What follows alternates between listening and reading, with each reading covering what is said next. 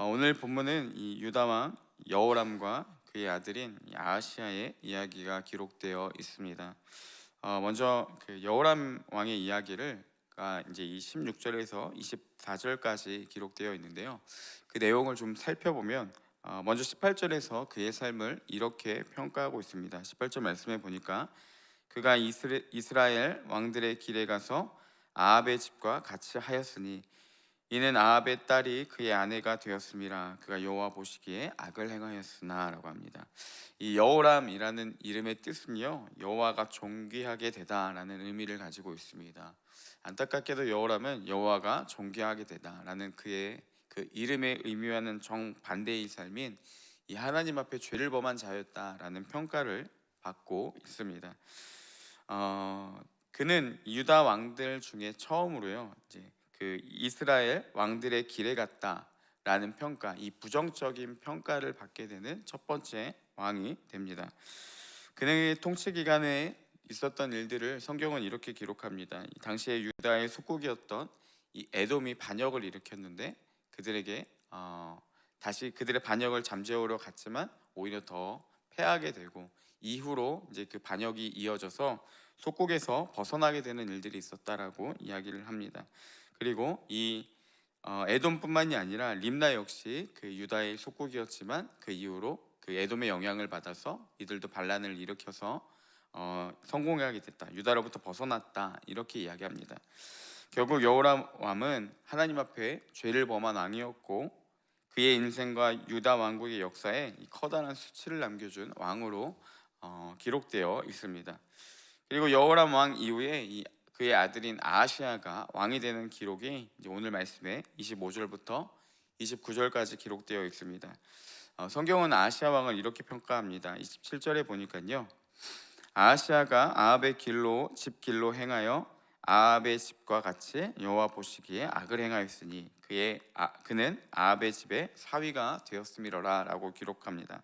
그러니까 여호람 왕과 마찬가지로 아하시아, 그의 아들인 아하시아 왕 역시 하나님 앞에 죄를 범한 자, 그러니까 여호와 앞에 악을 행한 왕이었다라고 성경은 평가하고 있습니다. 여호람과 아하시아 왕이 모두 하나님 앞에 죄를 범한 그런 왕으로 기록되어 있는데, 그들이 이 죄를 범한 이유를요, 성경은 둘 다 공통적으로 이렇게 이야기합니다. 결혼에 실패한 왕이었다라고 기록되어 있습니다. 먼저 여호람의 경우를 보면 18절에서 그가 여호와 앞에 죄를 범하였는데 그 앞에 이런 수식어가 붙습니다. 아합의 딸이 그의 아내가 되었음이로라라고 기록되어 있습니다. 즉 아합의 딸을 아내로 맞이했기 때문에 그는 여호와 앞에 죄를 범했다라는 거죠. 당시에 그 아합 왕은 북이스라엘 왕국의 왕으로서 거의 이교도와 같은 그런, 여러분 잘 아시다시피 그 바알과 아세라를 숭배하고 하나님의 선지자들을, 많은 사람들을 몰살한 그런 하나님 앞에 이 죄에 대한 그 왕의 어떻게 보면 대명사와 같은 그런 인물이었죠. 그의 딸을 아내로 맞이했기 때문에 여호와 앞에 죄를 범했다, 이렇게 이야기를 합니다. 여호람의 아버지인 여호사밧 왕은요, 여호람과는 달리 의로운 왕이었습니다. 그리고 하나님을 경외하는 왕이었는데, 안타깝게도 그는 이교도와 다름없던 이 북이스라엘 그 아합 왕의 딸을 며느리로 맞아들이는 그런 일들이 나타났다는 거죠. 그리고 여호람의 아내의 이름이 26절에 등장하는데 그의 이름을 아달랴라 합니다. 그리고 아달랴를 오므리의 손녀라고 이렇게 설명해 줍니다. 아하시아 왕의 경우도 여호람과 같은 평가를 받는데요. 27절에서 그가 여호와 앞에 악을 행했다라는 그 말 앞에 이런 수식어가 붙죠. 그에는 아합의 집에 사위가 되었음이로라라고 이야기합니다. 그래서 여호와 앞에 죄를 범했다라고 평가해 줍니다. 정리하면 여호사밧 왕이 그의 아들을 위해 아합 왕의 딸을 이제 며느리로 맞아들이게 되고, 그로 인해서 여호람 왕은 죄를 범하게 됩니다. 그리고 그의 아들인 아하사밧 역시 아합의 집에 사위가 됨으로 인해서, 그러니까 그 아내를 맞이함으로 인해서 그는 하나님 앞에 죄를 범하게 되는 이 평가를 받게 되었다라는 것입니다. 여러분, 이처럼 결혼은 인생에서 굉장히 중대한 사건입니다. 많은 사람들이 이혼을 하는 이유 중에 하나, 그리고 부부간의 큰 갈등을 겪는 중에 하나도요, 이 종교적인 문제가 많이 있다라는 것이죠. 저는 청년들에게 믿지 않는 여성은 만나지 말라라고 권면을 합니다. 네가 생각하는 것보다, 당신이 생각하는 것보다 이 다른 종교의 다름이 만나는 것은 상상하는 이상으로 힘들다. 그리고 믿지 않는 가정과의 결혼은 이 선교적 사명이 있지 않는다라면 절대로 만나지 말라라고 이야기를 합니다. 왜냐하면 연애 때야 모르겠지만 반드시 그 이후에는, 결혼 후에는 하나님을 포기하거나 이 결혼 생활이 깨뜨려져 버리는 경우가 많이 있기 때문에, 그리고 단순히 두 사람의 종교적 문제가 아니라 이 부모님들과의 종교적 문제의 갈등을 일으키기 때문에 저는 되도록이 아니라 저는 믿지 않는 이성과는 만나지 말라라고 그렇게 권면을 하고 있습니다. 제 아내도 이렇게 경우를 보면 제 아내의 신앙생활을 많이 도와주었던 그 한 친구가 있었습니다.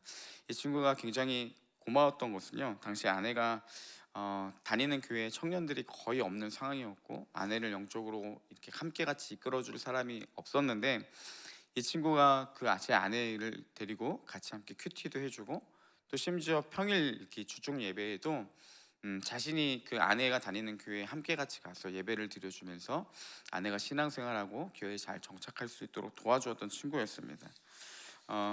그 친구가 이제 이후에 결혼하고 이제 믿지 않는 가정에 이제 시집을 가게 되었는데, 그 당시에 그러니까 시어머니가 이 불교의 거의 권사님과 같은 그런 분이셨습니다.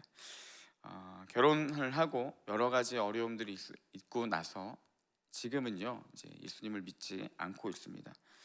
전에 한번 만난 적이 있는데 교회에 대해서 이야기를 하니까 굉장히 불편해할 정도로 이제는 하나님을 떠난 그런 사람이 되었습니다. 여러분, 이 이야기가 단순히 그 몇몇 사람들의 이야기가 아니라요, 나에게도 충분하게 그런 상황이 올 수 있다라는 것, 그리고 우리 가정에도 충분하게 이런 상황이 올 수 있다라는 것들을 늘 인식하고 우리가 깨어 있어야 된다라는 거죠. 그 친구들 정말 하나님 앞에 신실하게 열심히 있고 예배하고 뜨겁게 하나님을 사랑했던 사람인데, 그 결혼이라는 그 종교적인 다름으로 인해서 한순간에 무너지게 되는 것들을 보게 되었습니다. 여러분, 우리도 우리의 자녀들의 결혼을 결코 가볍게 여겨서는 안 된다는 겁니다. 정말 신중하게 대하고 자녀들에게 이 바른 믿음 안의 가정을 꾸려 나갈 것을 권면하고 가르쳐야 된다는 것이죠. 혹시라도 이미 믿지 않는 가정과 결혼한 우리 자녀들, 그리고 우리 가족들이 있다면 그 가정을 위해서 정말 열심히 기도해야 한다는 것입니다. 이처럼 믿음은요, 삶의 선택이 아니라 필수이고 우리의 생명입니다. 세상 그 무엇보다도 바꿀 수도 없고 비교할 수 없는 가장 고귀하고 귀한 것이라는 거죠.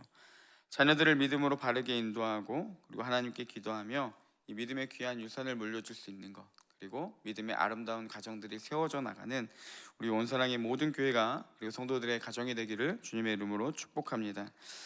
이런 관점으로 우리 19절 말씀도 함께 보겠습니다. 19절 말씀을 보니까 여호와께서 그의 종 다윗을 위하여 유다 멸하기를 즐겨하지 아니하셨으니 이는 그와 그의 자손에게 항상 등불을 주겠다고 말씀하셨음이더라 라고 합니다. 여호람 왕은 하나님 앞에 악을 행한 왕이었습니다. 하지만 하나님께서는 그의 조상인 다윗을 기억하셨습니다. 그래서 유다를 멸하기를 즐겨하지 않으셨다는 사실입니다. 이후에 아시아 왕도 그렇고 또 다른 왕들도 하나님 앞에 죄를 범한 유다의 왕들이 있었습니다. 그들이 죄를 범할 때마다 하나님은 몇 번이나 그들을 멸하기를 원하셨지만 19절에 그들을 멸하기를 참으신 이 다윗과의 약속, 다윗의 언약이 있기 때문에 하나님은 그들을 멸하기를 기뻐하지 않으셨다라는 거죠. 이처럼 다윗으로 인해서요, 그의 후손들이 많은 축복을, 하나님의 복을 누리는 그런 은혜를 누렸음을 볼 수가 있습니다. 제가 예수님을 믿고 나서 그리고 사역의 길을 걸어가면서 그때부터 생긴 제 기도 제목 중에 하나가 뭐였냐면 자녀를 위한 기도였습니다. 그래서 저는 20대 중반부터 제 아이를 위해서 기도를 하게 되었고, 좀 사역자로 만약에 하나님이 부르신다라면 굴곡이 없이 하나님 앞에 좀 신실하게 잘 자라나서 하나님 앞에 귀하게 쓰임받는 목회자가 되게 해달라고 그렇게 기도를 했었습니다. 지금도 사역을 하면서 뜻하지 않는 어려움을 당할 때, 또 억울한 일을 당할 때, 여러 가지 고난이 올 때마다 제가 이렇게 기도를 합니다. 하나님, 저의 억울함과 이 고통과 또 뜻하지 않는 그런 어려움들을 당하는 제 상태를 좀 하나님 긍휼히 여겨주셔서 그 복을 제가 아닌 제 아들이 받게 해주십시오. 그리고 혹시라도 하나님께서 제 아들을 사역자로 부르신다라면, 목회자로 부르신다라면 제가 받아 누리게 될 제 고통을 보시고 제 자녀가 복을 받게 해달라고 이렇게 종종 기도를 합니다. 그러면 여러분, 이렇게 기도를 하면요, 힘든 일도 또 얼마나 제 힘든 상황에도 좀 이겨낼 수 있는 마음의 담대함과 또 이제 고통을 보이는 것이 아니라 자녀를 보면서 좀 뿌듯하게 넘길 수 있는 그 마음의 넉넉함이 생기게 됩니다. 그리고 그 복을 제 자녀가 누린다라는 생각을 할 때마다 하나님 앞에 참 감사하고 마음이 평온해집니다. 여러분, 우리의 믿음을 통해서 우리의 자녀가 복을 받는 은혜가 있어야 된다는 것이죠.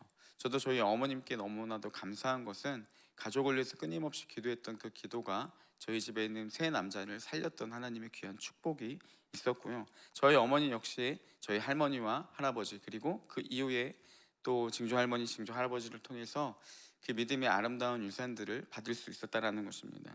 제가 사역을 한다고 했을 때 한 선교사님께서 이런 얘기를 하셨습니다. 예수 그리스도를 믿는 3, 4대 가정이면 사역자 한 명은 나와야지라는 말을 하셨는데, 저는 그게 너무나도 중요한 말이라고 생각합니다. 여러분, 우리가 믿음을 생활을 하고 하나님을 신실하게 믿는 가정을 꾸리고 나아간다면 우리의 자녀들이 그 복을 누릴 수 있는 은혜가 있어야 되고, 당연히 그 가운데 바른 신앙과 믿음의 교육이 있어야 한다는 것이죠. 한국 부모님들의 치맛바람이 얼마나 센지 하나님은 한국 어머니의 기도에 두 손 두 발 다 드시는 분이다라는 우스갯소리를 들은 적이 있습니다. 여러분, 하나님께서 우리의 믿음을 보시고 우리의 신앙을 보시고 우리 부모님들의 그런 모든 믿음 생활을 보시고 자녀가 복을 누리게 되는 귀한 은혜가 있기를 소망합니다. 삶으로 말씀을 살아내며 하나님의 복을 말씀을 지키는 자들에게 주어진다라는 그 증거된 모습을 자녀들에게 나타냄을 통해서 하나님께서 다윗을 보시고 그의 후손들이 죄를 범함에도 다윗을 기억하시며 그들을 멸하지 않으시고 그들을 축복하셨던 것처럼 우리의 믿음과 우리의 신앙을 통해서 우리의 자녀들이 복을 누리고 우리의 자녀들이 하나님의 귀한 축복을 받는 그 놀라운 은혜가 우리 가운데 가득하기를, 그리고 온 사랑의 모든 우리 성도님들의 가정이 되기를 주님의 이름으로 축복합니다. 함께 기도하겠습니다.